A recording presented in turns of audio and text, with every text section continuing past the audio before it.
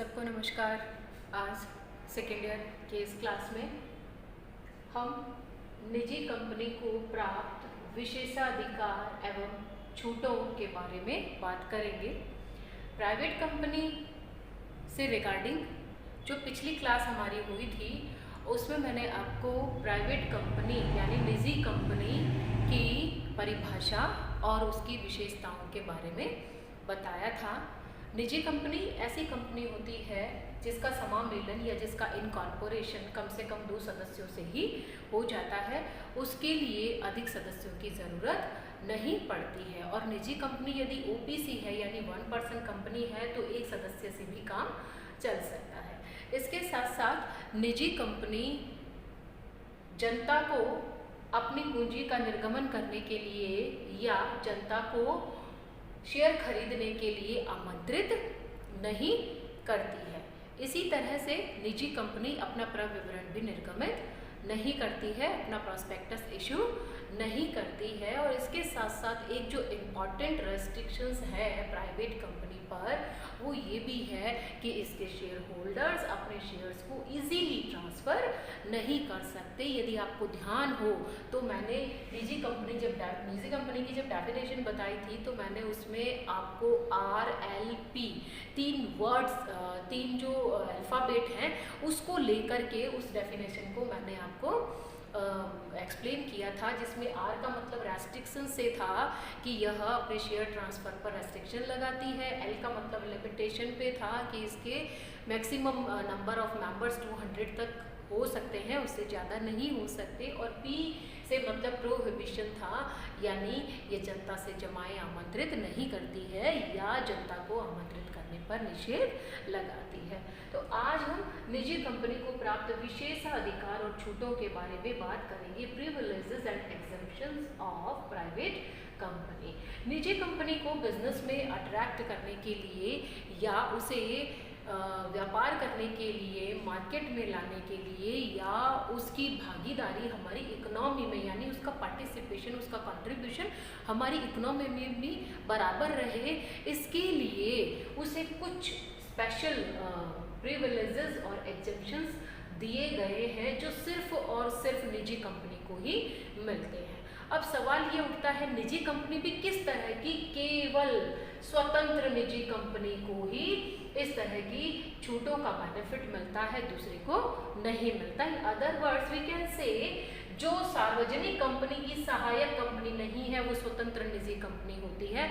यदि कोई private company किसी पब्लिक कंपनी की या सार्वजनिक कंपनी की सब्सिडरी कंपनी होती है तो उसे इन छूटों का लाभ नहीं मिल पाता है। तो सबसे पहली बात हमारे ध्यान में ये रहनी जरूरी है कि केवल स्वतंत्र निजी कंपनी जो किसी सार्वजनिक कंपनी की सहायक कंपनी नहीं है उसे ही इन छूटों का लाभ मिल सकता है और किसी कंपनी को नहीं मिल सकता है। अब जो सबसे पहली छूट निजी कंपनी को मिली हुई है वो है न्यूनतम सदस्य संख्या, minimum number of members. English वाले बच्चे ध्यान देंगे।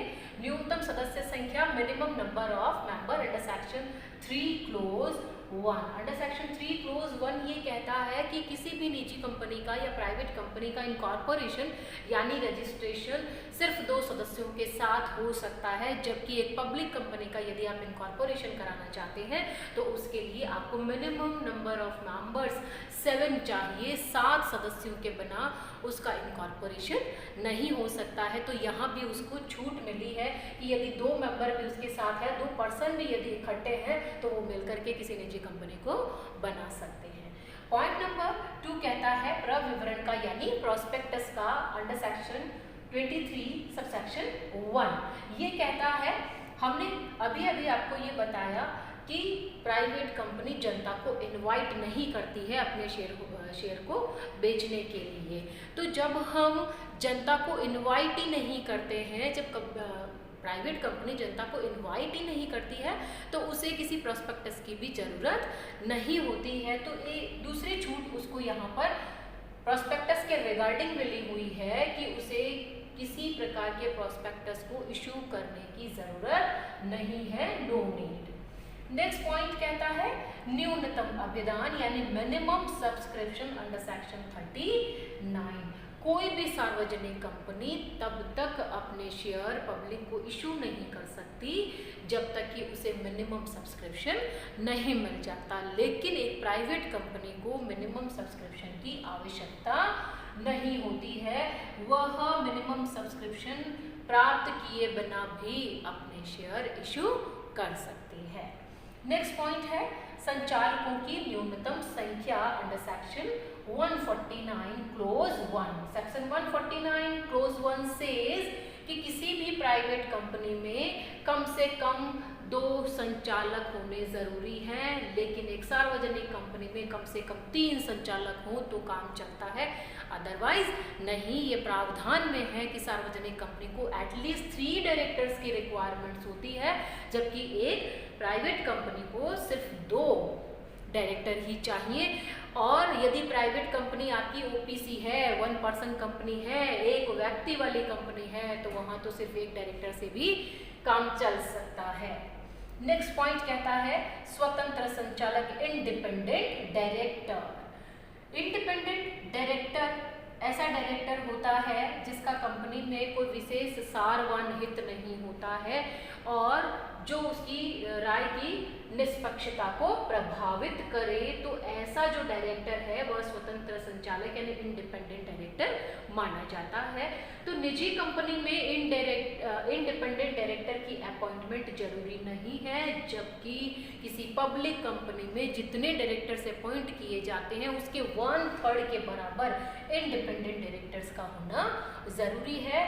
ये कहती है धारा 149 उपधारा 4 यानी सेक्शन 149 क्लोज 4 कहता है कि प्राइवेट कंपनी में इंडिपेंडेंट डायरेक्टर की कोई आवश्यकता नहीं है। नेक्स्ट पॉइंट कहता है पारी से निवृत्ति रिटायरिंग बाय रोटेशन।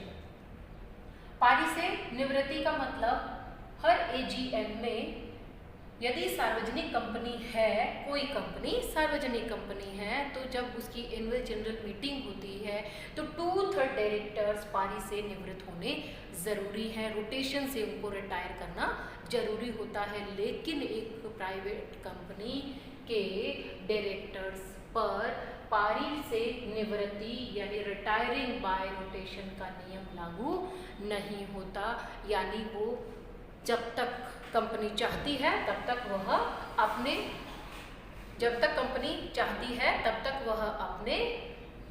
काल को कंटिन्यू कर सकते हैं।